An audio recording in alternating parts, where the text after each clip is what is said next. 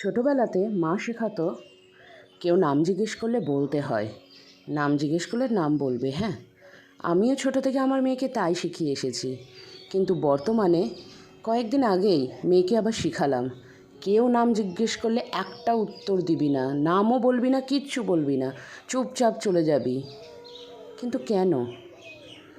শুধুমাত্র নাম জেনে আর হিন্দু ধর্ম হওয়ার জন্য মরে যেতে হবে, সেই ভয়ে। আমার বাড়ি মুর্শিদাবাদে, যেখানে কয়েকদিন আগেই শুধুমাত্র হিন্দু হওয়ার অপরাধে ঘর ছেড়ে পালিয়ে যেতে হয়েছে, মরে যেতে হয়েছে কাউকে কাউকে।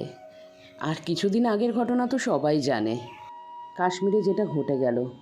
শুধু নাম জেনে, ধর্ম জেনে তাকে মেরে ফেলা হলো। কোথায় যাচ্ছে আস্তে আস্তে সে যুগটা?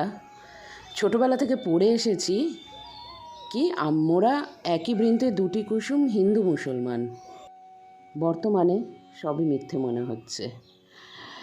হাতের 5টা আঙুল সমান হয় না, তেমন প্রত্যেকটা মানুষও সমান নয়।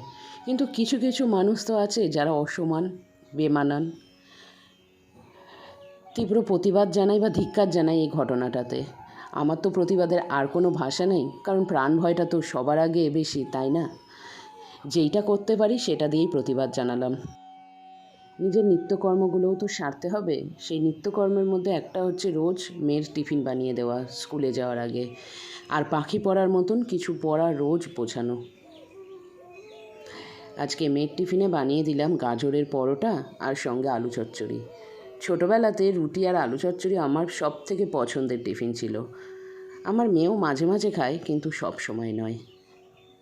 আজকে যাক, অনেক কথা বলে দিলাম। আমার সাথে হয়তো সবাই সহমত হবে না, তবে হ্যাঁ, বেশিরভাগই সহমত হবে। আমার কথার সাথে যারা সহমত হবে আমাকে একটা কমেন্ট করে জানিও, আর তোমাদের নিজেদের মতামতটাও প্রকাশ করো, ভালো লাগবে।